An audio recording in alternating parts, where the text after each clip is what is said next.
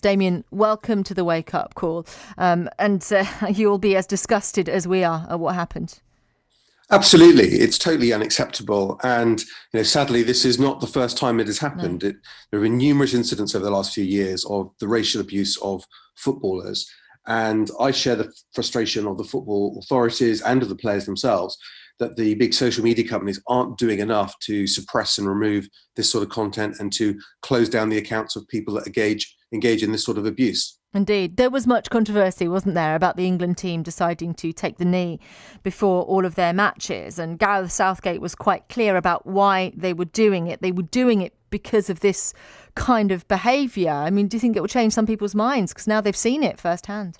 Well, I think that's right, and I think for young players and their teammates who see this sort of abuse going on, it's understandable why Yeah. they decided to take that form of peaceful protest and taking the knee as a reaction against the abuse they receive often on a daily basis, but particularly after big sporting occasions like the final on Sunday. And I think we have to say, as a society, it cannot be acceptable for this sort of dehumanizing hate speech to be normalized by social media. No. On that point of social media, what specifically would you be calling for? What do they need to do?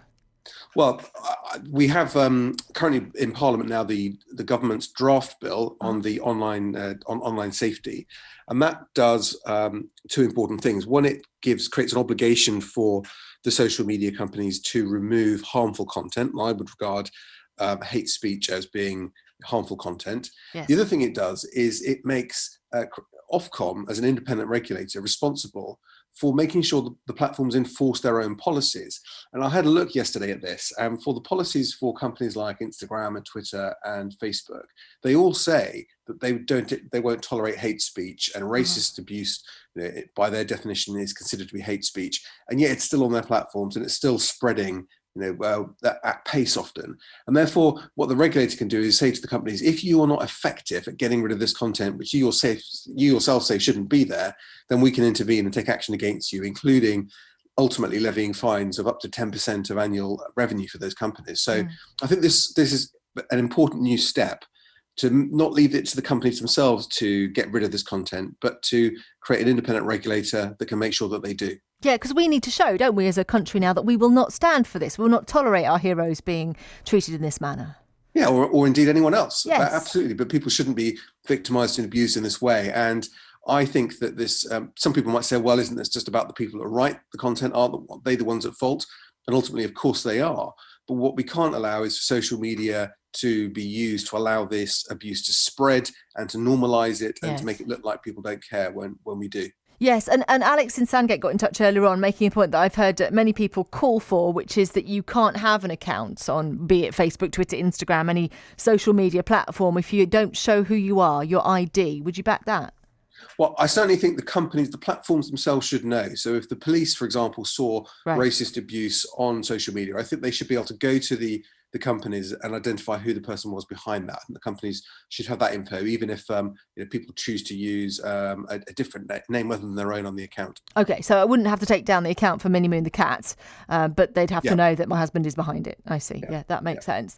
And in the past, I guess social media companies have almost tried to hold their hands up and say, well, there's too many weeds, to find all these messages. There's too many voices speaking all at once. But I'd imagine with AI and things and with automated technology, it's not impossible, is it, to find things these days? Well, we think the way these businesses have been designed is that they gather huge amounts of data and information about what people like, what they're interested in, what they talk about, in order to profile them for advertising.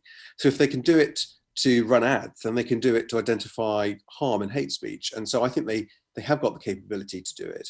It's always difficult, of course, to find every single thing as soon as it's posted across a network of millions of things that people post on social media all the time.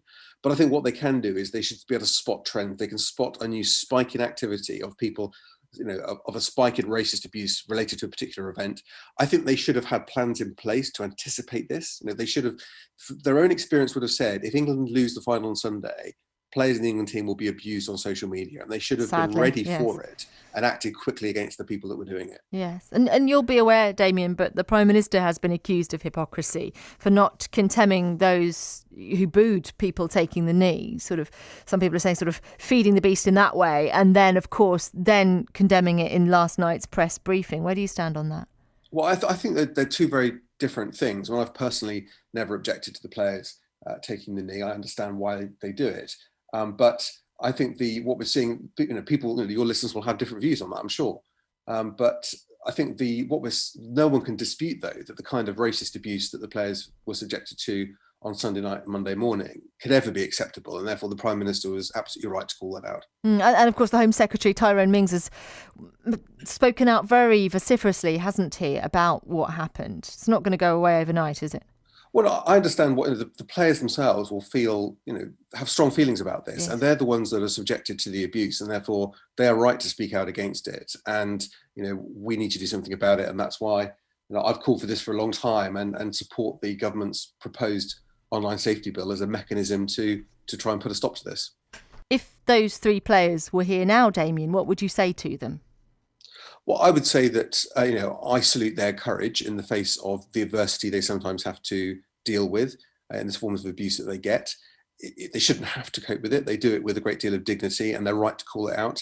And I think it's right that we as parliamentarians put in place measures to try and tackle this, because they've raised their concerns with the football authorities. I've spoken to Kick Racism Out of Football about this, and other people that work in football about their frustration that the social media companies aren't taking this seriously enough. So I think we've got to do something about it. And that's why I think we need to pass this new legislation to put a regulator in charge of making sure the social media companies do more to tackle racist abuse online.